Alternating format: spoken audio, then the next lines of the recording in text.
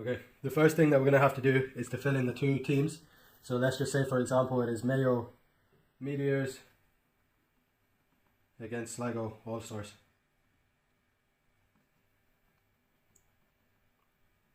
So the first thing, make sure their names are put into Team A, Team B correctly and neatly. Team A is always going to be the home team. And then you can write what the competitive competition is. So let's say it's the LLR, or it might be the Division 2 or whatever the league is. You're going to fill it in the competition. You're also then going to fill in the place. So if it's happening in Castlebar, you're going to write in LaSalle, Castlebar.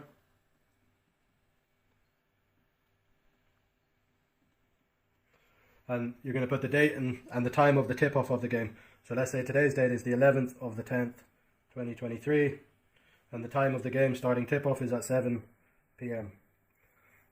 The final thing to do is to put down the two referees' names. So for the sake of this, we'll put Ezekiel and Kathy. Okay, that is the first thing to make sure, even before the teams arrive, that is what can be filled in. The next section we're going to get to is the teams. So we have Team A and Team B. So starting with Team A, you're going to put in the team name here again. So the Mayo Meteors. You're going to put in the colour of their jersey. So their home kit is red, so we'll go with red. And then you're going to fill in each of the players' names here. You're going to do this in order of their jersey number. So from the lowest number to the highest number. And you're going to put their names in capitals. So let's say that one of the players is Daniel Nyland. You're going to put in D and then their second name, Nyland. And you're going to fill that in correctly. You're then going to put in their kit numbers here. So let's say Daniel's kit number is 3. You're going to make sure that's clearly there so people can see it. Once Team A's all players are filled in, as you can see there, you're then going to do the same with TB.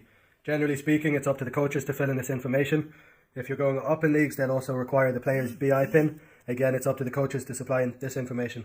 The people officiating the table sheet shouldn't be the ones to necessarily fill this in, but should be able to pass it off to a coach or an assistant coach to fill in this information.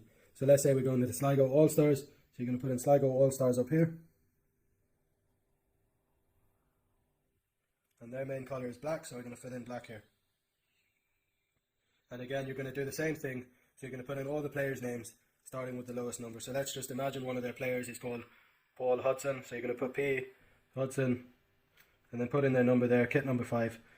And then if required, you're going to put in the BI pins of the players into this row here. So at the start of every game, this is what the score sheet should look like before the game even begins. So you have clearly laid out who is Team A and Team B. You've clearly laid out the competition, the date, the tip-off time, as well as the place, and the two referees. You also need to make sure all of the players are lined up here, as well as all of Team B. What you might be required to do, again, not massively important before a game in the adult leagues, but especially for children, when you need to play 5 in, 5 out, you'll mark off the first 5 that are going to be on the court. So you're going to put an X in the first row, which indicates the first quarter, by the first 5 players who are going to be in. So 1, 2, 3, 4, 5, and you're going to do the same here. Again, this is up to the coaches to signify who's going to be playing the game. We'd also recommend having a note of who the captain is. So let's say for the Mayo Meteors, Daniel Nyland's the captain. So we're going to put a C in brackets beside his name. Let's say player 3 over here is going to be the captain. So you put a C inside of brackets over there to clearly signify for the referees to be known who the two captains are. Okay, as the game begins, they're going to start scoring points and they're going to start scoring 2s and 3s. These 2 rows here, these 3 rows I should say, sorry, are for the points. You have Team A and Team B indicated at the top, and you have numbers 1 to 40 in the first row, and Team B 1 to 40, and so on and so forth as you continue through. What you're going to do in this situation, let's say the Mayo Meteors come off to a great start, and they get 3 back-to-back 2-pointers. So let's say Daniel Nyland scores the first 2-pointer, so you're going to mark off the number 2 with a diagonal line going across it, and you're going to put in Daniel Nyland's number. So Daniel Nyland is number 3, so you're going to put in number 3 into the box adjacent to the number 2 points. Let's say the next player on Mayo Meteors to score is number 12. You're then going to go plus 2 points. So you're going to mark off number 4. And you're going to put in number 12 here. Then the game proceeds. And now somebody on Team B, Peter Husden, scores number 5. And now they have 2 points. So you mark off the 2. And you put in the number 5 here. Now, for example, let's say E. Solomon on Team A scores a 3-pointer, number 13. You're going to add 3 points. So you're going to go 1, 2, 3. So you're going to be number 7. Put a mark around it. And you're going to put down his E. Solomon's number, which is 13. You're going to fill that into the box, and you're going to continue this as the quarter develops. Okay, so let's imagine now the score is 18-16, and the whistle's blown, somebody has committed a foul. someone on team A has committed a foul. So the referee should clearly indicate who committed the foul by showing the numbers on his hands, as well as calling out the number so that the table is able to see. So let's say the referee has signaled that number 17 has committed a foul, and that foul has rewarded the other team with 2 shots. So you're going to go beside number 17, and into this is his first foul. You're going to put a P to indicate it's a personal foul, and the reward for it is 2 shots. So you're going to put the number 2.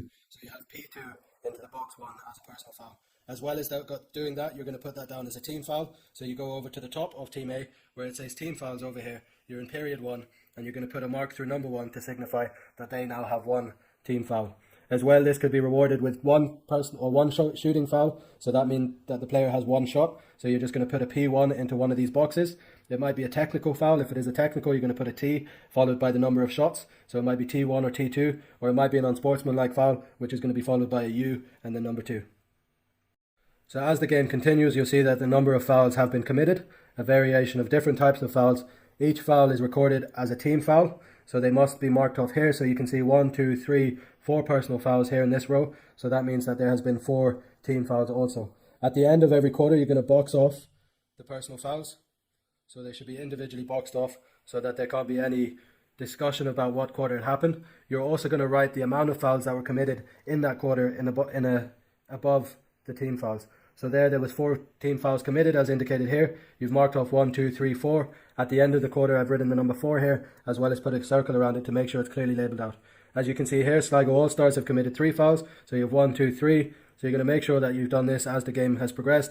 You have 3 team fouls, and then you can put a horizontal line across number 4 because they didn't use it. You put a number 3 above the team foul box and circle that off clearly so that it can be seen. Another thing to take note of at the end of the quarter is the scores. So in this quarter we have 18-16.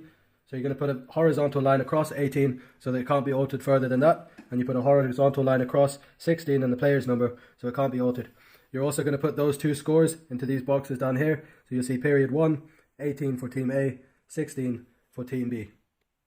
The second quarter begins. One thing is to make sure that you've changed the colour of the pen. So as you've noticed in the first quarter I've used a black pen. At the start of the second quarter I have a blue pen in hand just to signify that we're in a second quarter.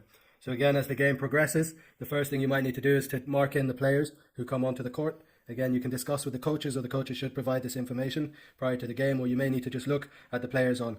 This information here signifies the first 5 players on in the second quarter.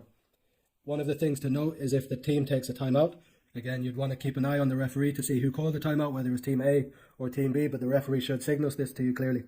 If team A calls the timeout, and it was in the first half, so it was in either the first or the second quarter, you're going to come to this box here where it says first half, and you're going to put down the time gone from that quarter into one of these boxes. So let's say, for example, in a 12-minute quarter, there's 3 minutes left. So that means that there's 8 minutes gone. So you're going to put the number 8 in here. So there's to signify that they took a timeout with 8 minutes off the clock. Another easier way or more simple way, as most people don't necessarily need that level of information, is to just put a diagonal line in there just to signify that that team has taken a timeout. If they use 2 timeouts in that half, then that's their timeouts used. If they don't, at the end of the quarter, you're going to fill it in with a horizontal line across.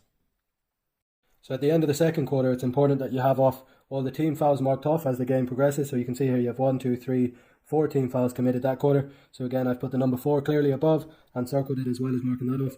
The last thing to do then at the end of the quarter is to box them off to clearly indicate that that quarter has finished. So you'll see here again, I haven't fully completed it because I have 1, 2, 3, 4, 5, 6, 7 personal fouls committed in that quarter. You have 4 marked off here as they progress during the game, but here it's important that I put down the number 7 as well as boxing off each of the personal fouls just to indicate that they have been committed in that quarter. The last thing to do then is put a horizontal line across the final scores of that quarter, and you're going to come into period 2 and into the score section. You're not going to put in the score 34-29. What you're going to do is put in the scores, the points scored in that quarter. So you can see there that the last quarter was 18 and this quarter is 34. So you're going to put in the difference, which is 16, into team A. You're going to put in, you see here they now have 29 points, and at the end of the last quarter they had 16. So you're going to put in the difference again, which here is 13, into the points for team B. As we progress then into the third quarter, again, you're going to follow the same rules as we go down the scores. One thing to note is you're switching back to the black pen for the third quarter, or if you have a different colour pen such as red or green, you can now switch to these 2 colours. Keep filling in the score sheet as we've previously discussed and been through, as well as keeping an eye on the timeouts as the game progresses. So now the third quarter has finished. So as you can see, I've put in all the personal fouls as well as putting in the amount of fouls in that quarter. Same thing here, 3 personal fouls, number 3 down here. Clearly labelled out how many points were scored in that quarter, so that's 16 from Team A, 14 from Team B. Putting a horizontal line across the scores of that quarter on the box there, as well as the player numbers filled in. Again, just following the rule of the previous quarters, making sure everything's filled in clearly and can be read and seen clearly. Okay, so it's the end of the game. The final scores have been tallied up, so as you can see here, Team A finished on 60, Team B finished on 56. I filled in the correct amount of player scores, as well as filling it in the boxes below with the scores or the points scored within that quarter. So the last thing to do is put the final scores into the boxes here. So Team A had 60, Team B finishing on 56, as well as putting the winning team clearly labelled below. So here we'll write in the Mayo Meteors as the winning team. Now switching back to the black pen, just for the last little bit to tidy up the score sheet before we hand it in and call it finished. The last thing you're going to do after that line is made horizontally across is you're going to mark out the rest of the scores so that they cannot be altered following the end of the game. So make sure to do that on both columns depending on where the scores have finished, just by putting a straight or diagonal line through them. You're also going to put a horizontal line across all of the personal fouls again, just so they can't be edited following the end of the game. Just with the players that didn't use all 5 fouls. And then the final thing to do is to get the 2 referees to sign. So both referees should put in their BI pin into these codes, as well as printing their name into the box below. It's important also that the scorekeeper and the timekeeper also put into their details here. So whoever that may be, fill that in accordingly in the game. But at the end of the game, your score sheet should look something like that. Everything should be clearly labelled and clearly written out. It should be easy to read and easy to see, especially if you flip over the next sheet. You have to make sure that everything is still visible onto the pink and the yellow pages, so both teams don't have any issues while looking at the score sheet in their own time. The final thing to do at the end of every game is to leave the white sheet in the book. That stays with whoever owns the book. The pink sheet comes out simply by pulling from the corner.